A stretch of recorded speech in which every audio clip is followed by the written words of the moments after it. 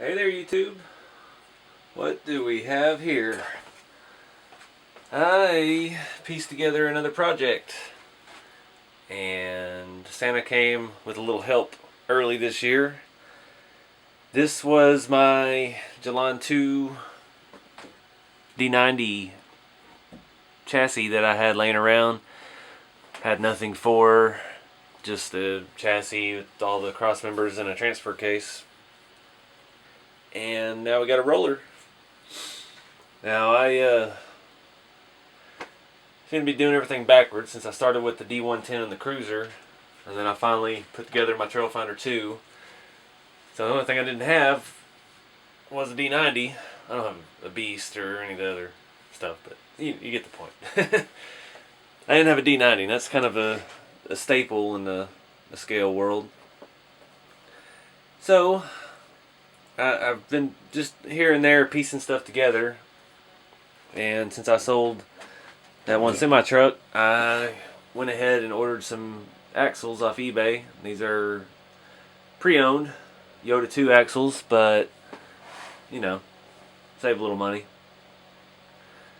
And last weekend, me and the missus we found us a really good hobby shop. It's about an hour or so away.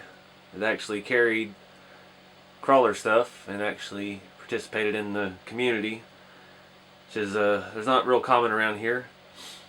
And she got me the D90 body set for Christmas.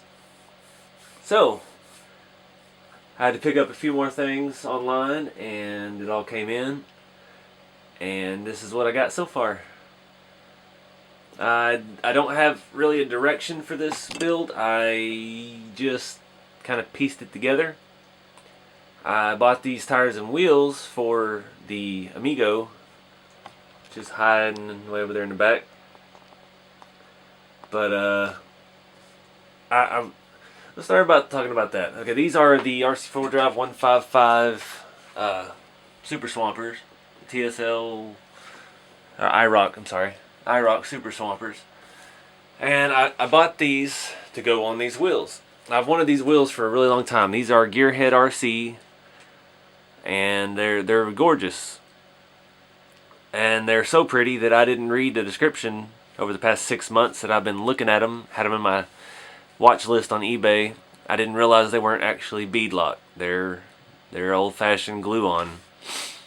I thought, since they're not RC4wd drive, that's why they're cheaper. But I was mistaken. So I originally bought these tires and wheels for the Amigo, and the Amigo is got so much torque the way it's geared, and I'm afraid it would just rip the tires right off the wheels.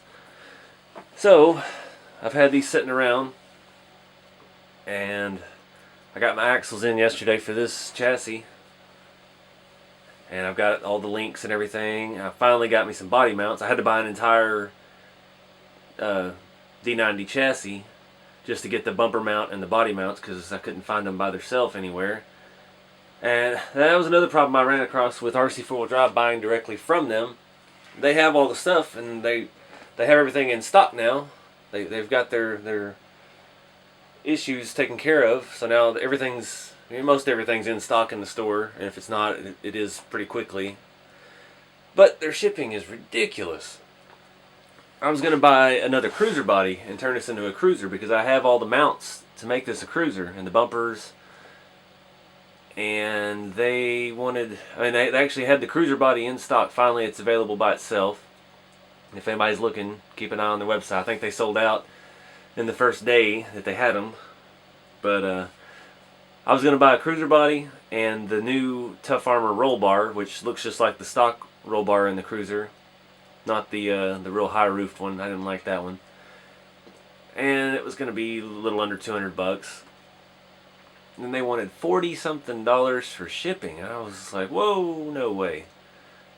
Because you give it time, I'll be able to pick up a cruiser body on eBay for, the list price with free shipping. Everything else is on there within time. I won't beat the rush or anything, but before long it'll be readily available everywhere. You'll be able to find it at a better price. So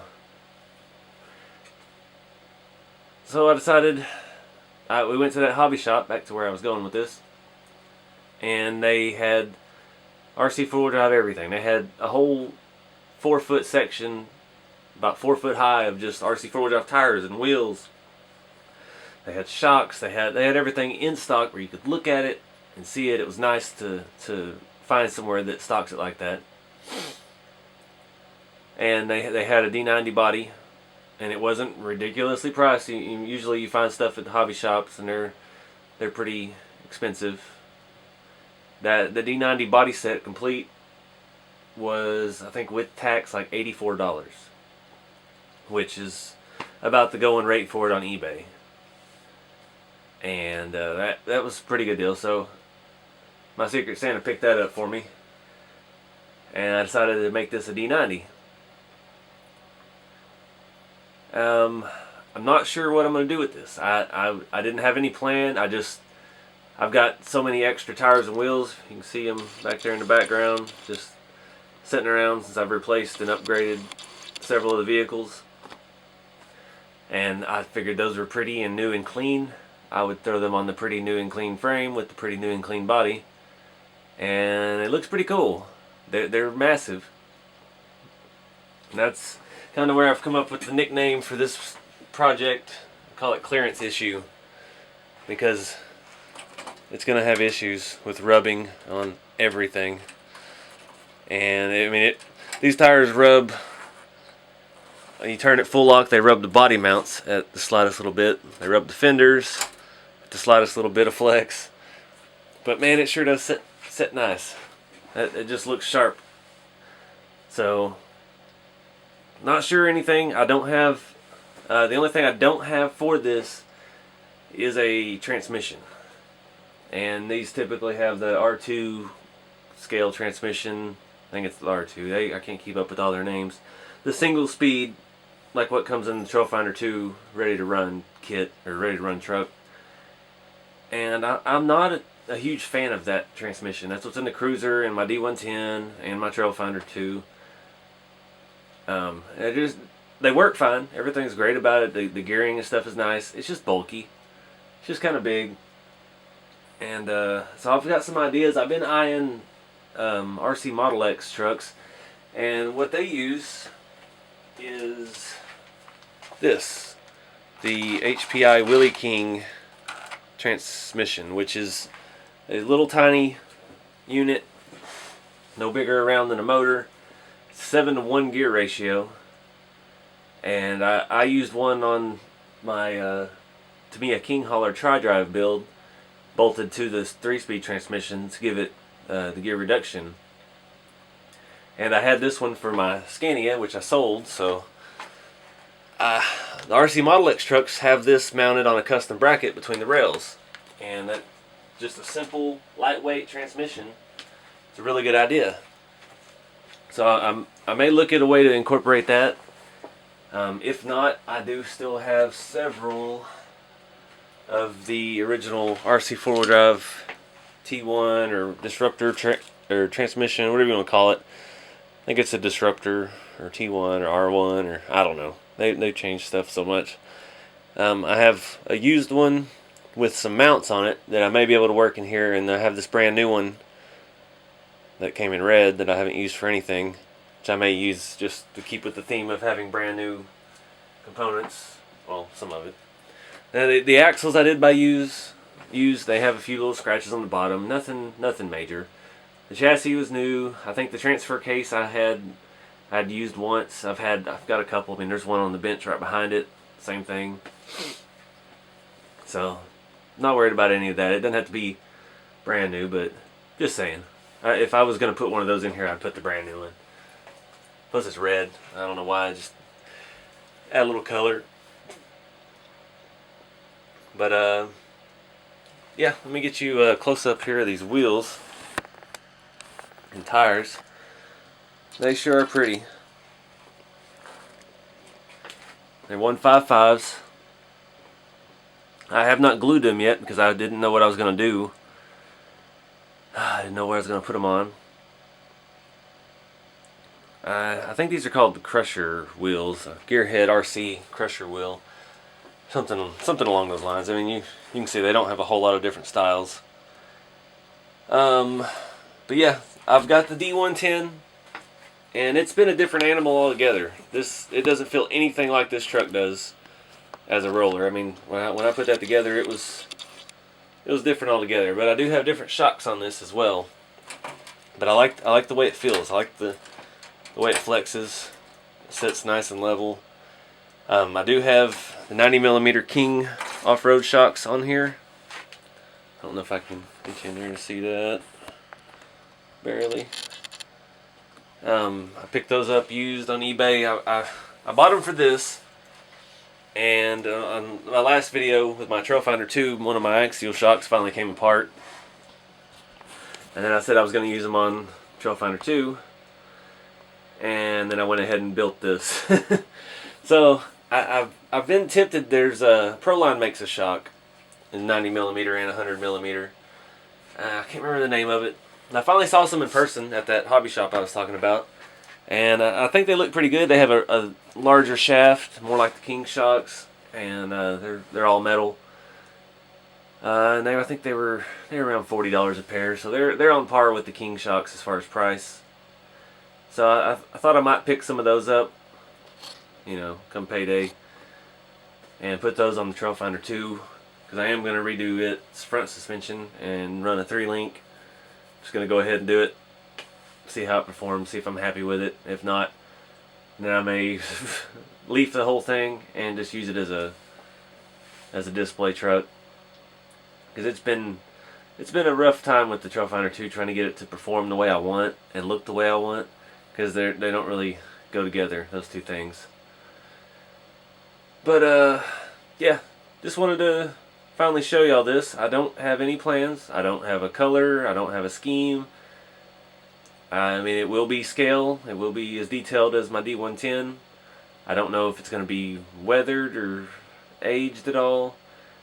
I don't know if I'm going to keep these tires and wheels. I don't know anything about it. All I know is it looks cool the way it sits. See if I can get you a look from the back here. I did, one little splurge item, I did go ahead and put on a Arb Diff cover. Just wanted to see how those work, and that was a little tricky. The factory, the stock Yoda 2 diff cover bolts in from the front. So you take your pinion side off, and then there's 4 screws inside that remove the axle cover on the back. But the Arb one goes on differently. So like all RC4wd stuff, there's no instructions. So I do have another one coming for the front. I wanted it to be matching on this rig. So once I get that in, I just did this back one while I had it to go ahead and see how it was done. So once I get the front one in, I'm going to do a video just to show you about that, because it's not quite as straightforward as you would think. I figured this one went on the exact same way the other one did, but it doesn't. But it's not hard. Just one of those little things I'll show you. But anyway. Oh, I was toying with the idea when I bought this body. The first thing that came to mind was a convertible. Doing it like a Jeep. Taking the top off. But I don't know. It's still on the table. It depends on what I do with the interior. I like that it has an interior, but I don't like the interior itself. These D90 interiors are not super detailed. The seats are molded to the floor, and the rear seats are just ignorant looking, in my opinion. They're just not scale. They look like a version of something that is scale, and they're not quite scale enough. That's why I didn't use that section on my my D110. And I did the full axial race seats, all 4 seats, and built the custom back end without the side facing seats. But yeah, that's something I worry about that right now, because I don't know what kind of build I'm doing here. I don't know if it's going to be pretty, or it's going to be worn, it's going to be a rock crawler or a scale truck. It's just a roller right now. I like to get at this point so I can brainstorm, see it, see how it sits, how it handles, kind of how it moves, and that's kind of what fuels my ideas for what it should become. I guess, like you hear painters say, you know, they just let the canvas or the paints tell them what they need to paint. Just put the base truck together and kind of get a feel for it and see where it takes itself with what I have to build it with. But anyways, thank y'all for watching and stay tuned. I'm still got some stuff to show you, and we got a lot to do with this truck. Got more stuff with the Trail Finder too, and eventually we'll get back to the Amigo. We got to do an interior on that still. I've got the styrene sheets to start it.